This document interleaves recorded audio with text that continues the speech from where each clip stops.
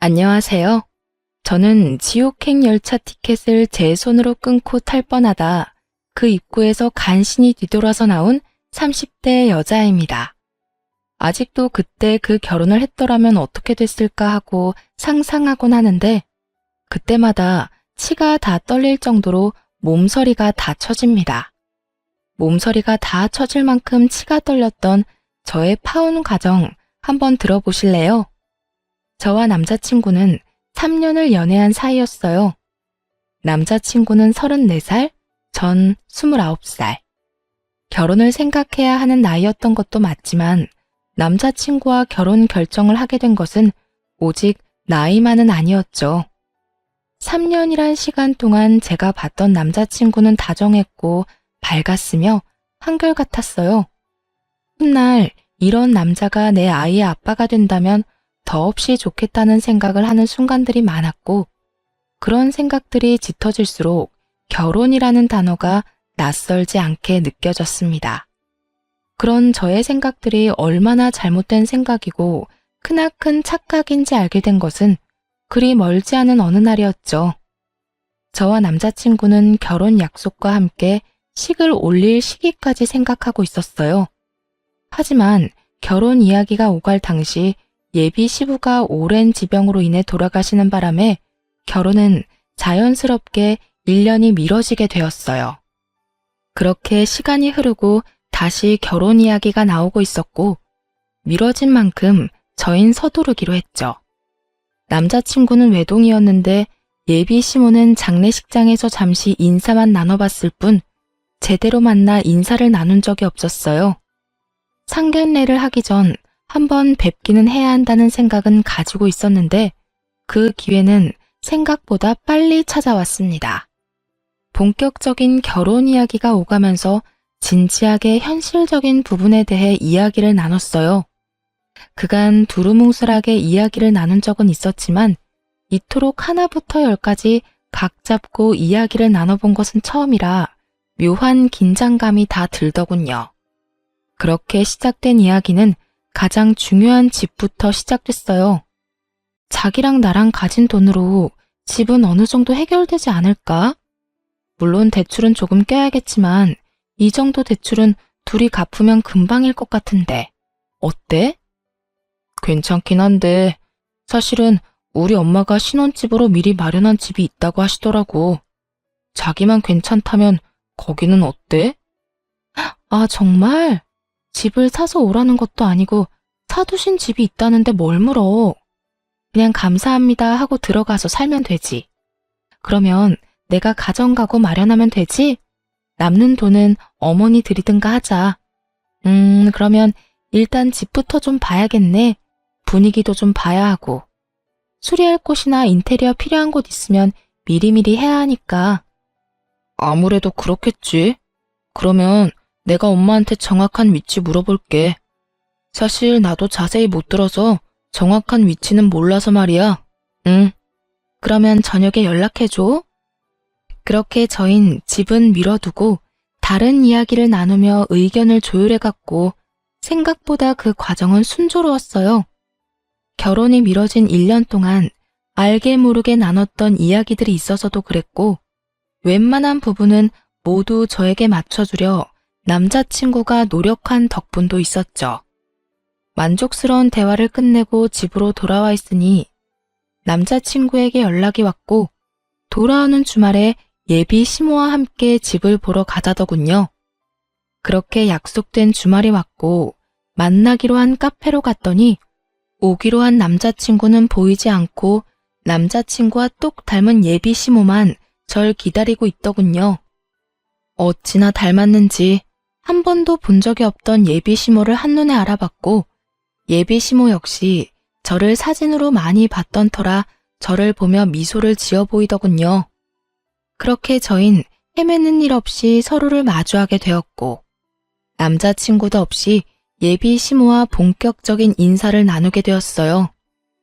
그때 장례식장에서 보고 긴가민가 했는데 만나서 반갑네. 사진보다 실물이 훨씬 예쁘구나. 아니에요. 어머님이야말로 너무 아름다우신걸요? 어쩌면 이렇게 동안이세요? 저 깜짝 놀랐어요. 고마워. 아, 우리 아들은 회사에서 갑자기 연락이 와서 급히 나가더라고. 워낙 정신없이 나가길래 내가 너 만나면 이야기 전해줄 테니 여긴 신경 쓰지 말고 우선 급한 일이나 처리하라고 했어. 그러니 연락 안 줬다고 섭섭해하지 말고. 아, 그럼요. 그럴 수도 있죠. 이렇게 칭찬으로 말문에 포문을 연 저희는 분위기를 좋게 이어나가려고 했지만 이따금씩 찾아오는 정막은 어쩔 수 없더군요. 또다시 찾아온 정막에 마른 침만 삼킬 때쯤 예비 시모는 곧잘 마시던 커피를 내려놓더니 먼저 말을 꺼내더군요. 이야기 다 들었지? 집은 그렇게 하기로 했고 가정가구는 알아서 준비하면 될 것 같아. 그리고 번거로운 절차나 형식은 다 생략했으면 하는데 괜찮지? 아들한테 들으니 요즘엔 그렇게 하는 게 트렌드라고 해서 말이야. 조금 의아했어요. 다 생략하는 게 좋겠다고 생각은 했지만 남자친구의 말론 아무래도 자신이 외동이라 엄마가 제대로 격식 차리고 싶어 할 수도 있다는 이야기를 들었던지라 그렇게 하는 것도 나쁘진 않겠다고 생각했거든요. 그런데 그런 예비 시모의 입에서 생략하자는 말이 나오니 의아할 수밖에요. 제가 의아함을 감추지 못하고 있으니 시모는 오해를 했는지 이런 말까지 하기 시작했어요. 아, 혹시 혼수가 부담스러우면 정말 최소한으로 꼭 필요한 것만 채워 넣어도 되니 너무 부담 가지지 마라. 살면서 필요한 게 있다 싶으면 내가 채워줄 테니. 아니에요. 저도 그간 모은 돈이 있어서 그 정도는 충분히 할 수 있어요. 마음만으로도 감사해요. 전 손사래까지 치며 아니라고 했고 예비 시모는 그런 저를 보며 인자한 미소를 보였어요. 그 후로도 많은 대화를 나눴고 전 생각보다는 예비 시모가 괜찮은 분 같다는 생각을 하며 신혼집으로 향하게 되었죠. 그런데 신혼집에 가까워지면 질수록 참 이상하더군요. 분명 남자친구와 제가 살게 될 신혼집으로 간다고 들었는데 예비 시모의 차는 남자친구의 집을 향해 달리고 있었으니까요. 이윽고 예비 시모의 차가 멈춰선 곳은 다름 아닌 익숙한 아파트의 지하 주차장이었어요. 제가 매번 남자친구를 기다렸던 아파트 입구였죠. 3,000세대가 넘는 아파트였는데 심지어 그 집과 같은 동에 살게 된다는 걸 깨달았을 땐 이게 무슨 상황인가 싶더군요. 일단 전 아무 말도 하지 않고 엘리베이터에 몸을 실었고 엘리베이터가 같은 층에 멈춰섰을 땐 당혹스러움을 감출 길이 없었습니다. 그런 제 표정을 본 시모는 걱정하지 말라는 말과 함께 이렇게 말하더라고요. 아, 무슨 생각하는 줄 알겠는데 같이 사는 건 아니니까 그런 걱정은 하지 마렴. 이렇게 말한 시모가 빙그르 웃으며 바로 옆집의 문을 여는데 솔직히 지금 뭐 하자는 건가 싶더라고요. 이건 거의 같은 집에 산다고 봐야 무방하지 않을까요? 같은 아파트, 같은 동인 것도 모자라 옆집이라는 사실을 정말 남자친구가 몰랐을까 하는 생각과 함께 이 난관을 어떻게 헤쳐나가야 하나 당황스럽기만 했죠. 사실 혼자 되신 지 1년밖에 되지 않는 예비 시모를 생각해 신혼집은 되도록이면 예비 시댁에서 가까운 곳에 마련하는 것도 괜찮겠다는 생각은 했었거든요. 하지만 그건 어디까지나 가까운 곳이지 이렇게 같이 살다시피 하는 곳은 전혀 아니었어요. 그렇게 정신을 차려보니 집 아니었고 도저히 표정 관리가 되지 않았던 저는 일단 화장실에 도망치다시피 들어와 버렸어요. 거울을 보니 제 표정이 정말 가관이더군요. 그 순간 배에서 익숙한 고통이 느껴지며 직감적으로 한 달에 한 번 걸리는 마법의 날이 시작됨을 알게 되었어요. 하필 가방은 거실에 두었고 얼른 가방에 넣어둔 위생용품을 찾기 위해 조용히 화장실 문을 열고 나갔죠. 거실 쪽 베란다에서 창밖을 바라보며 예비 시모가 통화를 하고 있더군요. 중요한 전화라 굳이 베란다에서 통화하나 보다 싶어 조용히 가방만 꺼내가려고 했는데 그 순간 아들이라는 단어를 듣고 저도 모르게 귀를 쫑긋 세우고 말았어요. 아들, 그렇지 않아도 집 보여주고 있어. 반응? 어쩌기는 뭘 어때? 내 생각대로 입이 찢어지게 좋아하고 있어. 뭐, 집도 넓고 좋으니 자기가 안 좋아하고 배겨? 아파트 단지로 들어서고 난 후 입이 찢어지게 좋아하기는커녕 미소 한 번 보인 적이 없었는데 어떤 모습을 보고 저딴 이야기를 전하는지 모르겠더군요. 그 이야기만으로도 충분히 어이가 없는데 더 어이없는 말들이 제 귀에 들리기 시작했어요. 애까지 게 시댁 옆이라고 싫어하면 어쩔 거야? 너희 결혼한다고 진작 소문 다 나지 않았니? 그래, 그러니까. 그렇게 소문 다 난 마당에 파혼이라도 해봐라. 누구 손해일 것 같아? 남자는 아무 문제 없어도 여자는 그렇지도 않아. 온갖 추잡한 소문은 다 끌어안고 살아야 할 텐데 자기가 결혼 안 하고 배기겠어? 아우, 그리고 아들, 넌 도대체 눈이 어디 달린 거니? 여자 보는 안목 좀 키울 순 없어? 이 엄마는 얼굴 보고 깜짝 놀랐다. 명색에 우리 집 며느리 된다는 애 꼴이 그게 뭐야 도대체? 생긴 거는 꼭 여우처럼 생겨서는 입고 온 옷, 손에 쥔 가방, 신고 있는 신발까지 뭐 하나 제대로 된 것이 없던데? 걔 어느 정도 사는 집 애는 맞아. 그런데 왜 그렇게 후줄근하게 다녀? 엄마 창피해서 혼났어. 놀라움의 연속이었지만 이 정도에서 끝이 났다면 제가 이곳에 사연을 보내는 일은 없었겠죠. 네, 예비 시모의 말은 이것이 끝이 아니었어요.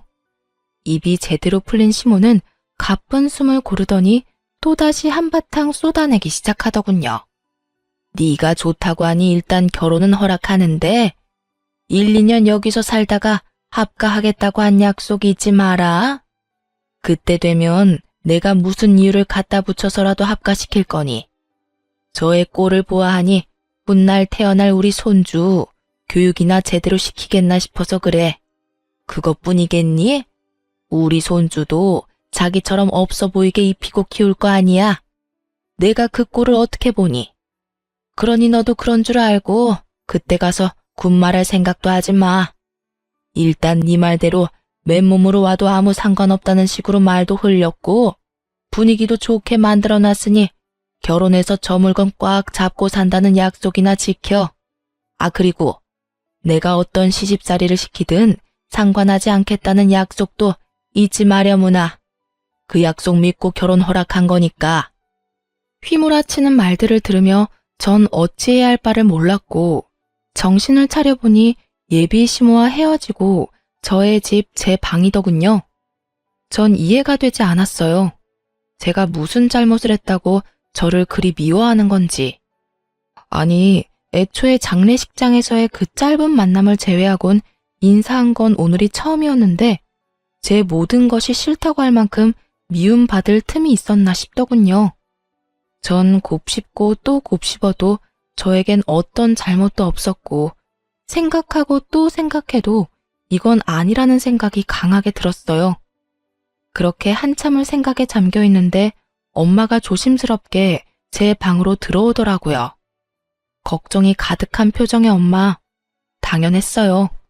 집을 보고 오겠다며 신나서 나간 딸이 넋이 나간 것도 모자라 잔뜩 굳은 표정으로 돌아왔으니 말이에요. 딸, 오늘 집 보고 온다더니 무슨 일이 있었던 거야? 아무리 남자친구와 제가 하는 파혼이라 할지라도 혼자 할 결정은 아니라는 생각이 들었던 저는 제가 듣고 본 모든 사실을 엄마에게 말해주었고 제 말을 다 들은 엄마는 격분하기 시작했어요. 아니 뭐 그런 집구석이 다 있어? 어떻게 된 집구석이면 결혼을 하기도 전에 남의 집 귀한 딸을 합가시킬 계획까지 세우고 있냐고. 뭐? 시집살이? 자기가 뭔데 내 딸한테 시집살이를 시켜? 그니까 나도 깜짝 놀랐어. 카페에서 이야기 나눌 때까지만 해도 전혀 그런 사람이 아니었거든? 그런데 남자친구랑 통화하면서 그런 말을 하는데 순간적이지만 같은 사람이 맞나 하는 생각까지 들었어. 그 애미의 그 아들이란 말이 이런 경우에 쓰는 말인가 보다. 자기 엄마가 그런 생각을 하면 뜯어말릴 생각을 해야지. 한 가정의 가장이 되겠다는 놈이 좋아서 같이 짝짝꿍하는 꼴이라니. 너 이 결혼 안 할 거지? 아무리 생각해도 아닌 것 같아. 그래, 이혼보단 파혼이야. 요즘 세상의 파혼은 흠도 아니야. 동거하다 찢어지는 사람들도 수두룩인 세상에 파혼이 무슨 흠이나 되겠어? 알고 있어. 그런 걱정은 하지도 않았고. 그래. 아휴, 파혼할 때 하더라도 상견례 자리는 마련해. 그 뻔뻔한 여자 얼굴은 한번 봐야겠으니. 파혼까지 하는 마당에 굳이? 왜 그런 시간 낭비를 해야 해? 시간 낭비되지 않게 알찬 시간 보내고 올 거니까 넌 잔말 말고 자리나 마련해. 그 순간 엄마의 눈은 반짝이고 있었고 전 엄마의 말대로 상견례 약속까지 잡게 되었어요. 상견례 날이 다가오고 모든 사실을 전해들은 아빠가 역정을 내며 그 집구석 박살을 내버리겠다고 한바탕 난리가 났더랬죠. 딸바보 아빠가 제 앞에서 그렇게 화낸 걸 본 적이 없었는데 엄마의 눈빛에 다시 순한 양이 되어선 엄마와 저만 상견례 자리로 향하게 되었죠. 아빠가 참석하지 않은 사실을 당일에야 알게 된 예비 시모는 눈에 보일 정도로 인상을 찌푸리고 있었지만 그 온화한 말투는 잃지 않고 있더군요. 엄마는 예비 시모의 모든 말들을 건성으로 대답한 채 주문을 했고 주문을 마친 엄마는 준비한 말들을 쏟아내기 시작했어요. 애들 신혼집 이야기는 들었습니다만 제 생각엔 34평은 좀 작은 것 같네요. 그러지 말고 이렇게 하는 건 어떨까요? 저희도 놀고 있는 집이 한 채 있는데 그 집에서 애들 시작하게 하는 걸로요. 엄마는 손을 닦고 있던 물수건을 내려놓으며 말했고 시모는 당황한 듯 눈썹을 들썩이며 답을 하더군요. 예? 34평이면 둘이 살기엔 부족함이 없을 텐데요. 아니 평수는 떠나서 위치도 좋고 집값도 꽤 나가는 곳이라 미리 받아두면 애들 앞으로 사는데도 도움이 될 겁니다. 그러니 집은 원래 계획대로 하는 게 좋을 것 같네요. 그런 거라면 걱정하지 않으셔도 되는 게 저희가 가지고 있는 집도 가격은 만만치 않아서요. 위치가 어디쯤인가요? 아시죠? 땡땡동의 땡땡땡 아파트. 거기 50평대라 살기는 더 좋을 거예요. 위치가 더 좋은 건 물론이고요. 이 정도는 돼야 애들 앞날에 도움 정도는 되지 않을까요? 누가 봐도 제 말이 맞을 텐데요. 엄마는 작정을 한 듯 눈 한 번 피하지 않고 예비 시모의 말에 대응하고 나섰고 예비 시모는 이런 상황은 전혀 예상하지 못한 듯 차가운 물만 마시고 있더군요. 어느 아파트인지 들은 남자친구가 적잖게 당황한 듯 말까지 더듬기 시작했죠. 거기 혹시 미연이가 지금 사는 곳 아니에요? 왜 아니야? 맞아. 내가 말한 노는 집이 사실은 우리 집 위층이야. 층간소음 때문에 고생 꽤 했었는데 윗집 이사 간다는 소식 듣고 그냥 사버렸거든. 와봤으니 알 테지만 전망도 좋고 교통편도 좋고 여러모로 지금 계획하고 있는 집보단 낫지 않겠어? 그래요. 엄마가 말한 빈집은 저희 집 위층으로 엄마의 말대로 꽤 긴 시간 층간소음으로 고생을 하고 있었는데 윗집이 나간다는 소식과 함께 그냥 그 집을 사버렸던 것이었습니다.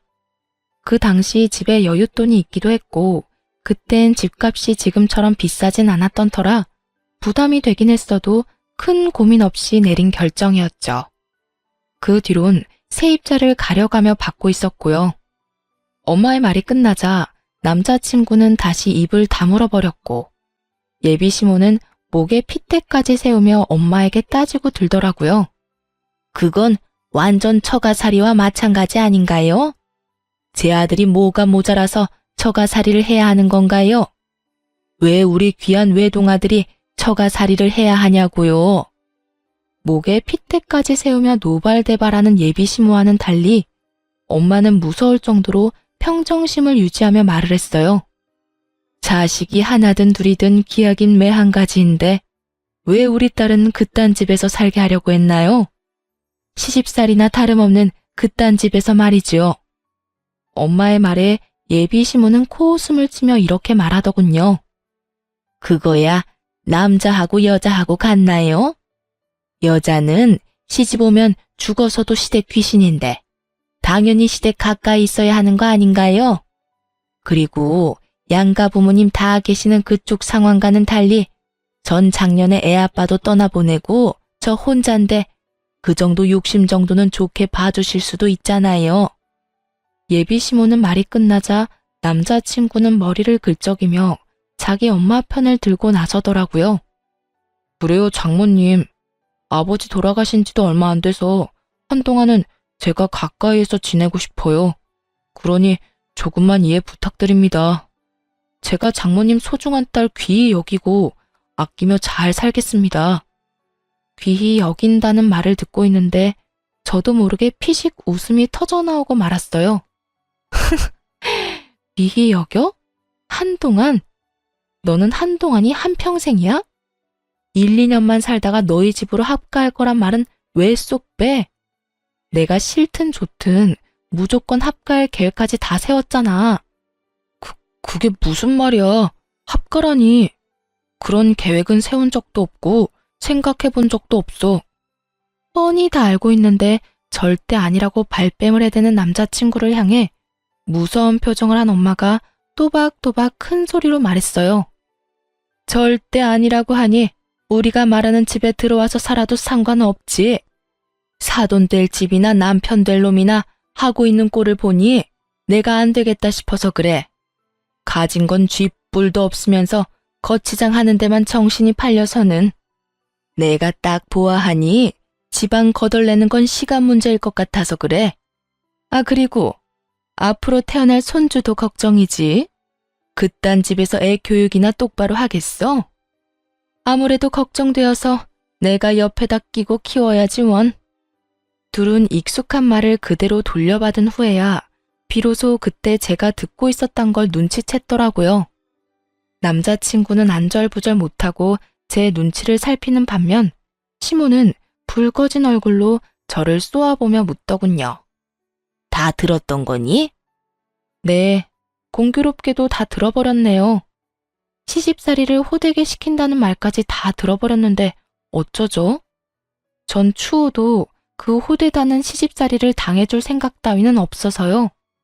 이 음흉한 년, 어디서 보고 배운 것 없이 남의 통 하나 엿들어? 하여튼 이래서 가정교육이 중요하다니까. 예비 시모는 욕설까지 섞으며 저에게 화를 내기 시작했고 그런 모습을 그냥 두고 보고만 있을 저희 엄마가 아니었습니다. 생긴 대로 논다더니 천박하게 생겨서는 말하는 꼴도 생긴 그대로네. 어디선 연자를 입에 올려? 뭐? 천박? 너 말 다 했어? 난 더는 당신 같은 천박한 사람이랑 말 섞고 싶지 않은데 어쩌지? 너 이제 어떻게 할 거야? 내 딸이랑 결혼할 거야 말 거야? 엄마는 궁시렁대고 있는 예비 시모를 무시한 채 남자친구에게 물었고 우물쭈물 눈치만 살피던 남자친구는 고개를 푹 숙인 채 이렇게 말하더군요. 장모님 뜻에 따르겠습니다. 예상치 못한 답변에 예비 시모와 저는 놀라 남자친구를 바라보고 있는데 엄마는 이런 답을 예상했다는 듯 피식하고 웃어버리시더라고요. 놀란 것도 잠시 예비 시모는 남자친구를 붙잡고 닥달하기 시작했고 남자친구는 여전히 고개조차 들지 못하고 있었어요. 네가 어떻게 그런 결정을 내릴 수가 있어? 네가 어떻게 나한테 이럴 수가 있냐고? 그러면 어떻게 해? 엄마한텐 미안하지만 나 미연이 정말 많이 사랑한다는 말이야. 이 결혼 꼭 하고 싶어. 그러니까 엄마가 이해 좀 해줘. 미안해. 상황은 흥미롭게 흘러갔고 엄마는 여전히 얼굴에 미소를 띠며 저에게 결정권을 넘겨주더군요. 미연아, 이제 네가 결정해.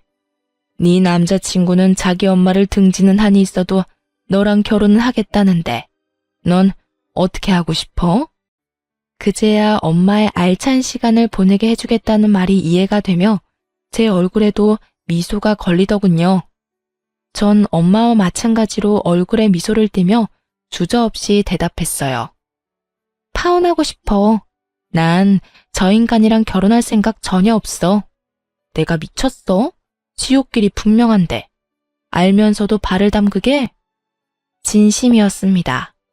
그 당시 두 얼굴을 가진 예비 시모도 싫었지만 사실 제일 괘씸한 건 남자친구였거든요. 모든 사실을 알고도 나를 속이고 결혼하려던 남자친구는 도저히 용서도 되지 않을 뿐더러 한 번 한 거짓말이 두 번, 세 번은 못하겠냐고요. 시집살이 시키려는 시모와 온갖 거짓말로 엄마 편만 들여는 남편의 모습이 뻔히 그려지는데 제 앞날을 알고도 파혼을 선택하지 않을 이유는 없더라고요. 자기야, 파혼이라니. 우리 3년이나 만났어. 그런데 이제 와서 이런 일로 무슨 파혼이야? 내가 자기 뜻대로 다 한다니까. 그러니까 제발 마음 한 번만 돌려줘. 야, 돌리긴 뭘 돌려? 이딴 년 나도 싫다. 감히 어디서 네가 뭔데 내 아들한테 파혼을 운운해? 내가 뭐긴 뭐예요? 이 파혼의 당사자죠. 그러니까 아줌마보단 내가 파혼을 입에 올리는 게 좀 더 당연한 일이 아닐까요? 그리고 아줌마, 나도 싫어요. 나도 아줌마같이 몰상식한 사람이 내 시어머님이 되는 거 죽기보다 끔찍하다고요. 뭐? 아줌마? 끔찍해? 너 지금 말 다 했니? 다 하진 않았는데 그만하려고요. 더 해봤자 뭐하나 싶고 더 해봤자 내 입만 아픈 일 아니겠어요? 인연이? 이윽고 흥분이 최고조에 다다른 예비시모는 제 얼굴에 물을 부어버리더군요. 차가운 물이 제 얼굴을 적시고 물이 한 방울씩 뚝뚝 떨어지던 그때 이때껏 단 한 번의 흥분도 하지 않고 평정심을 유지하던 엄마가 그 자리에서 벌떡 일어나 똑같이 물을 끼얹으며 소리를 질렀어요. 이 미친 여자가 기어코 내 딸한테? 이 여자가 어딜 감히? 너 미쳤어? 미친 건 너지. 어디 내 딸한테 물을 끼얹어 물을. 내가 생각 같아선 오물이라도 끼얹고 싶은데 화장실이 멀어서 참는 줄 알아. 엄마는 제 손을 잡은 채 그 자리를 박차고 나와버렸고 전 그렇게 파혼을 하게 되었습니다. 그 뒤로 남자친구였던 인간에게서 가끔 자니? 라는 소름 끼치는 연락이 오곤 했지만 그 연락이 2번이 넘어갈 무렵 차단을 함으로써 연락은 오지 않았죠. 그 대신 그놈이 집으로 찾아오기 시작하더라고요. 대꾸도 하지 않으면 찾아오지 않겠거니 했는데 끈질긴 전 남자친구 놈은 하루 이틀도 아닌 일주일을 찾아오더군요. 그쯤 되자 지긋지긋한 것을 넘어 미칠 지경이더라고요. 1초도 마주하고 싶지 않은 인간이 하루 중 제일 기쁜 저의 퇴근길을 망치고 있었으니까요. 일주일을 넘기던 날, 전 이대로는 안 된다는 생각이 들었고, 제 팔을 붙잡고 매달리는 전 남자친구를 마지막으로 상대해 주기로 결심했죠. 할 말 있으면 빨리 해. 나 피곤하니까. 미연아, 드디어 내가 보이는 거야? 나한테 다시 기회 주는 거야? 기회를 주는 게 아니라 다신 찾아오지 말라고 마지막으로 들어주는 거야. 그러니 할 말 있으면 빨리 해. 미연아, 우리 정말 이렇게 헤어질 거야? 정말 이대로 끝낼 거야? 그러니까 제발 찾아오지 마. 부탁이야. 그 순간 갑자기 무릎까지 꿇고 애걸복걸하며 지저분하게 굴더라고요. 그래서 저는 당장 그 사람 엄마에게 전화를 걸었어요. 어머, 네가 웬일이니? 나한테 전화를 다 하고. 행여나 잘못했다고 빌 생각이면 하지 말거라. 네가 이제 와서 울고불고 빈다 해도 난 너 받아줄 생각 없다. 저도 그럴 생각은 없고요. 얼른 와서 그 잘난 아들 좀 데리고 가세요. 어딘지는 알죠? 일주일을 넘게 와서 무릎까지 꿇고 울고불고 비는데 정말 미칠 지경이라고요. 저의 말에 전화를 끊어버리고는 정말 비행기라도 타고 온 것인지 순식간에 모습을 드러내더군요. 너 당장 못 일어나? 이게 도대체 무슨 꼴이야? 네가 뭐가 부족해서 이딴 애한테 무릎까지 꿇어? 무슨 소리를 하든 전 남자친구는 미동도 없이 앉아 있었고 이윽고 아줌마의 비난은 저를 향하고 있었어요. 네 년 때문이야. 내 아들이 이렇게 망가진 건 다 네 년 때문이라고. 제가 정말 단 하나도 이해가 되지 않아서 그러는데 왜 이 모든 게 내 탓이 되는 걸까요? 내가 이 사람 불렀어요? 내가 이 사람 강제로 무릎이라도 꿇렸어요? 난요, 연락 받는 것도 싫어서 차단까지 했는데 직접 그것도 일주일씩이나 찾아와서 구질구질하게 매달린 건 이 사람이라고요. 인연이 오늘 너 죽고 나 죽자. 내가 너 오늘 가만 안 둘 거야. 온갖 고상이란 고상은 다 떨어대던 전 예비시모는 고함을 지르며 제 머리채를 휘어잡았고 파혼도 했겠다. 더는 참고 있을 필요가 없었던 저 역시 인정사정 없이 그 머리채를 잡아버렸어요. 개판도 그런 개판이 없었죠. 딸뻘 되는 제 머리채를 잡은 아줌마나 엄마뻘 되는 아줌마의 머리채를 잡은 저나 남들이 보기엔 독인 객인인 상황이었습니다. 몸으로 번져버린 저희의 싸움에 전 남자친구가 일어나 말려봤지만 흥분한 두 여자를 뜯어내기엔 역부족이었고 계속된 싸움에 결국 집에 있던 엄마까지 뛰어나오게 되었어요. 엄마의 목소리가 들리자 저는 그 아줌마의 손을 확 꺾어버리며 바닥으로 밀쳐버렸어요. 그 순간 엄마가 고이 들고 온 양동이를 두 사람에게 붓고는 이렇게 말했어요. 내가 경고했지? 오물을 뿌리고 싶은 걸 겨우 참고 있었다고. 그 양동이는 저희 집 강아지가 싼 소변 패드를 푹 담아놓은 오물이었어요. 엄마는 결국 바라던 대로 오물을 두 사람에게 끼얹어 버렸고 오물을 뒤집어 쓰게 된 두 사람은 고함을 지르더군요. 이게 뭐야? 엄마, 이거 오줌 찌른내 아니야? 왜 아니야? 이 여자가 진짜 미쳤나? 왜 사람한테 오줌물을 뿌려? 두 사람의 표정과는 상반되게 엄마는 승리에 취한 표정을 짓고 있었고 제 손을 꽉 잡으며 이렇게 말하더군요. 그러게, 왜 찾아와서 이 난리야? 내 딸이 싫다는 말 못 들었어? 내 딸이 우스워? 네 딸이 얼마나 질질 흘리고 다녔으면 내 아들이 이랬겠어. 앞으로 딸 관리 좀 잘하란 말이야. 이런 일 없게. 이 무슨 억지스러운 말인지 모르겠더군요. 투명인간 취급을 해도 찾아와서 귀찮게 군 인간이 누군데 저딴 말을 짓거리는 건지. 입으로 나온다고 해서 다 말이 아니란 걸 그날 처음 알았지 뭐예요? 더불어 사람 입에서도 개소리를 할 수 있다는 사실도요. 엄마는 코웃음을 치며 말했습니다. 까고 있네 정말. 내가 웬만하면 상스러운 말 쓰기 싫어서 참고 또 참았는데 너 같은 건 욕 없인 대화가 안 되겠네. 야, 이 미친년아, 정신 차려. 내 딸이 흘린 게 아니라 네 아들이 내 딸 못 잊어서 미쳐 날뛰는 거야. 알겠어? 그러니까 네 아들 다리 몽둥이를 꺾어버리든 누나를 뽑아버리든 그건 알아서 하고 불구를 만들어서라도 우리 눈앞에 보이지 않게 해. 다시 한번 내 딸 앞에 얼씬거리는 날엔 경찰에 신고할 테니 그런 줄 알아. 엄마는 욕이라곤 모르는 사람인 줄 알았는데 생각보다 엄마의 욕은 화려했고 경고는 강했어요. 그 이후 그 인간들의 소식은 들을 수도 없었으니까요.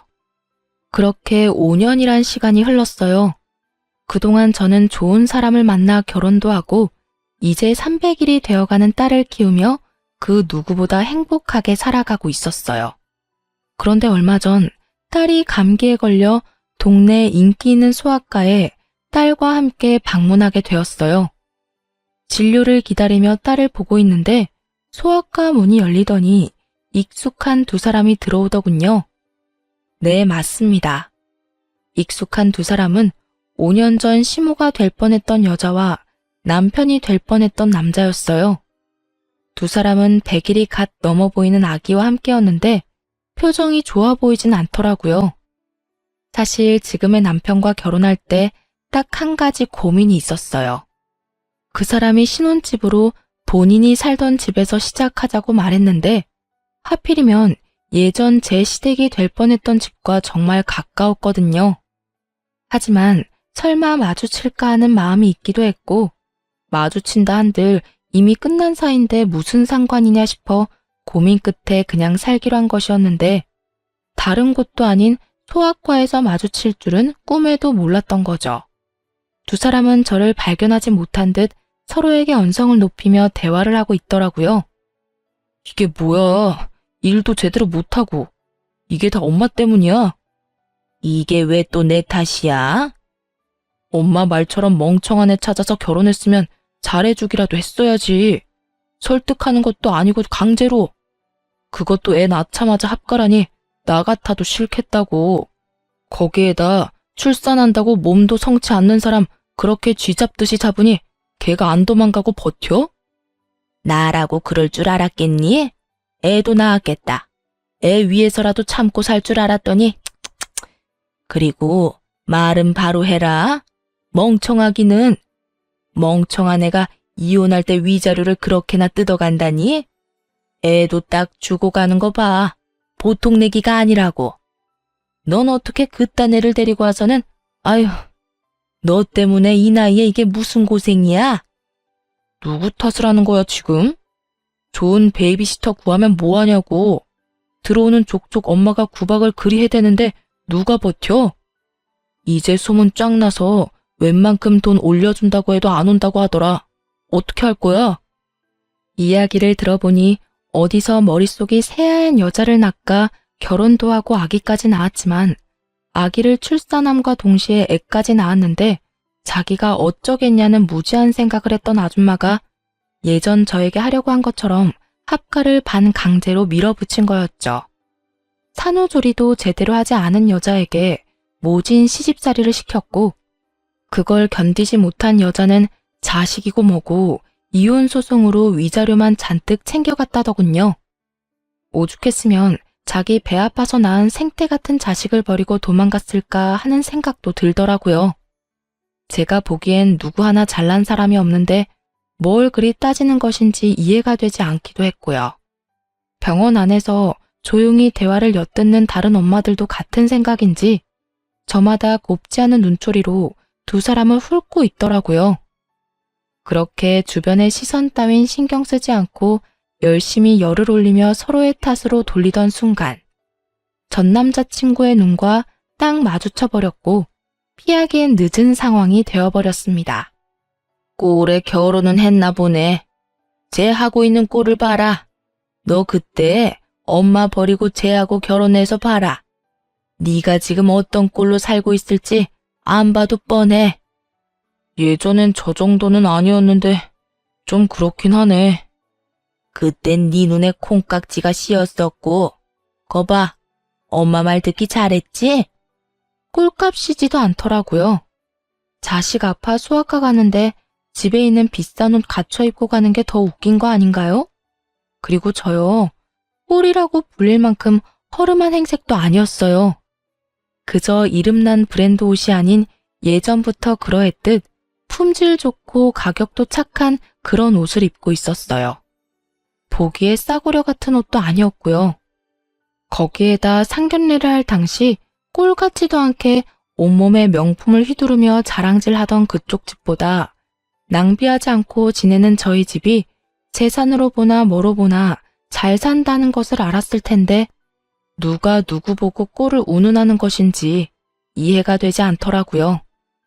또 한편으로는 참 여전하다는 생각도 들었고요. 아무것도 묻지도 따지지도 않고 저를 미워하던 늙은 여자나 그런 엄마도 부모라고 좋다고 쿵짝 맞춰주던 저놈이나 말이에요. 이런 저의 마음을 아는지 모르는지 한참을 제 귀에 다들리게 쑥덕대던 두 사람은 본인들의 차례가 되었는지 진료실로 들어가고 전 예약을 하지 않고 갔던 터라 두 사람보다 더 늦게 진료를 보고 병원을 나서게 되었어요. 딸의 감기가 심하지는 않다는 말을 듣고 보다 가벼운 발걸음으로 병원 나서는데 글쎄 그 두 인간이 병원 입구에 서성이고 있는 것이 아니겠어요? 제가 진료를 보기 한참 전에 진료를 다 보고 나가는 것을 봤는데 이때껏 그 앞을 서성이고 있다니. 정말 뭐 하는 인간들인가 싶더군요. 뭐 반가운 얼굴이라고 굳이 얼굴을 내비치나 싶기도 하고요. 두 사람은 저의 예상대로 저를 기다린 것이 맞는 듯 눈을 반짝이며 오더군요. 그리곤 아직 하고 싶은 말이 남았는지 쉬지 않고 제 험담을 하기 시작했어요. 쟤 어떤 집에 시집 갔는지 뻔하다 뻔해. 보나마나 별 볼 일 없는 집에 시집 갔겠지. 제 성격도 성격이지만 그 정신 나간 여편네 고약한 성격에 어디 제정신 박힌 남자가 장가 왔겠어? 어디 멍청한 놈 하나 물어서 결혼했을 거야. 하긴 제 사귈 때도 성깔 보통 아니었어. 그나저나 같은 남자로서 제 남편 불쌍하네. 어쩌다 저런 애랑 결혼해서 애까지 낳았으니 이제 끝이지 뭐. 한평생 마누라 눈치도 모자라서 처가 눈치나 보고 살겠네. 넌 그런 애랑 결혼한다고 그 난리를 부린 거니? 엄마까지 버린다고 하면서? 에이 엄마, 그래서 결국 안 하고 엄마 곁으로 왔잖아. 지난 일은 묻어두자고요. 어찌되었든 내 옆에 제가 없다는 것만 기억하자고. 그래. 그때 파혼한 게 정말 천만다행이야. 정말 웃기지 않나요? 나이도 먹을 만큼 먹은 사람들이 그렇게나 할 짓이 없는 것인지, 이제 와서 저래봤자 뭐가 남는다고 저딴 짓거리나 하는 것인지, 하긴 저딴 인간들이니 애까지 낳은 여자가 도망까지 가지 않았겠어요? 거기에다 자신들이 한 일은 생각지도 않고 입에서 나오는 대로 짓거려대는 모습들이 점점 제 신경에 거슬리고 있던 참이었죠. 더러워서 피하려고 했던 저의 인내심이 바닥나며 한마디 해야 하나 말아야 하나 망설이던 순간 익숙한 자태를 뽐내는 외제차가 급하게 멈춰서더군요. 여보! 저의 입에선 여보라는 말이 흘러나왔고 차에서 내린 말끔한 차림의 남편이 저에게 허겁지겁 달려왔어요. 여보, 당신 진짜 이럴 거야? 저의 남편인 걸 확인한 지금 저는 보았어요. 두 사람의 입이 정말 거짓말 하나 보태지 않고 쩍 벌어지는 모습을요.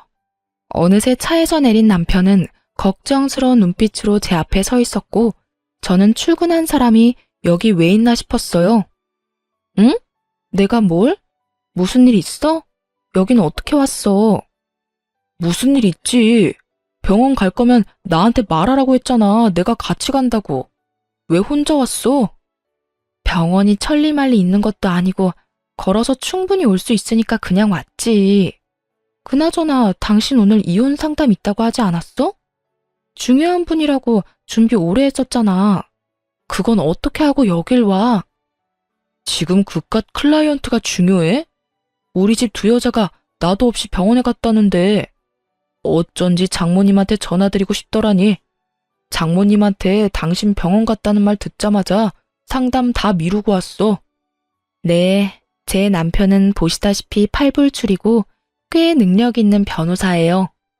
오늘 중요한 분과 상담이 있다길래 일부러 아무 말도 하지 않고 딸과 함께 병원에 왔던 것인데 남편이 결국 알고 득달같이 쫓아왔던 것이었어요. 남편은 자연스럽게 저의 품에 있던 딸을 받아 안았고 곁눈질로 두 사람을 보니 여전히 벌어진 입을 다물지 못하고 있더군요. 그랬겠죠. 두 사람은 제가 변변치 못한 남자랑 결혼해 대접, 대우 이런 것은 꿈도 못 꾸고 그저 애 하나 보고 사는 그런 불행한 꼴을 기대하고 있었던 것 같은데 제가 이리 사랑받으며 살고 있으니까요. 그 순간 귀히 대하겠다는 전 남자친구의 말이 왜 생각이 났는지는 모르겠지만 전 누가 보아도 귀히 대접을 받고 있었어요. 내가 이럴까봐 당신한테 말 안 한 거야. 다음부턴 절대 그러지 마. 병원 오는 게 뭐 힘든 일이라고 일까지 내팽개치고 와. 애 데리고 병원 오는 거 충분히 힘든 일이야. 그거 보통 일이 아니라고. 그러니까 내가 일도 내팽개치고 이렇게 달려오는 거 싫으면 다음부턴 미리미리 말해줘. 10분 전이라도 되니까 미리 말만 해. 괜히 혼자 애 데리고 고생하지 말고. 당신 출산하고 손목도 안 좋잖아. 그래서 걱정이 너무 돼서 그래. 남편은 제 손을 잡고 흔들며 애교를 부렸고 전 하는 수 없이 웃고야 말았죠. 제가 웃으니 남편도 방긋 웃어 보였고 저에게 이제 차에 타라는 듯 자연스럽게 뒷문을 열어주었어요. 전 누구보다 자연스럽게 그 차에 쏙 타버렸고요. 그 순간 두 사람의 표정이 어땠는 줄 아세요? 믿을 수 없다는 눈빛과 함께 절망적인 표정을 짓고 있더라고요. 품에 안은 아기는 쉴 새 없이 울고 있었고요. 그 순간 제 마음에 통쾌함이 가득했다면 제 심보가 너무 고약한 걸까요? 남들 생각이 어떻든 전 그 순간 참 통쾌했어요. 그렇게 사람 면전에 두고 온갖 무시와 핀잔을 해대더니 실상은 전 이렇게 사랑받고 있고 입이 마르도록 욕하던 그 꼴이 자신들이 처한 꼴이었으니까요. 그렇게 차에 탄 제가 통쾌함에 미소 짓고 있는데 남편이 차에 타려고 문을 열며 이렇게 외치더라고요. 안 되겠어. 우리 당장 차 한 대 더 사자. 당신 타고 다닐 차 있어야겠어. 아니면 이 차 줄까? 이 차 탈래? 이렇게 저의 팔불출 남편은 자신도 모르는 사이에 저의 복수의 마침표를 찍어주었어요. 전 이런 팔불출 남편과 아주 행복하게 잘 살고 있습니다. 남편은 앞서 말했듯이 저에게 다정하고 혹여나 제 손에 가시라도 박히는 날엔 저보다 더 아파해주는 그런 남자예요. 이런 남편이 무엇보다 좋았던 것이 있었는데요. 그건 바로 부모님을 존경한다는 것이었어요. 남편의 존경을 한 몸에 받을 만큼 시부모님은 존경받아 마땅한 좋은 분들이셨고 그런 좋으신 분들을 존경하고 섬기는 남편이 참 멋져 보이더라고요. 그래서 저도 제 시부모님들을 존경하고 잘 섬기며 살아가고 있어요. 남편은 시부모님을 존경하는 만큼 저희 부모님께도 바쁜 시간을 쪼개고 쪼개 잘하려고 노력해 주더라고요.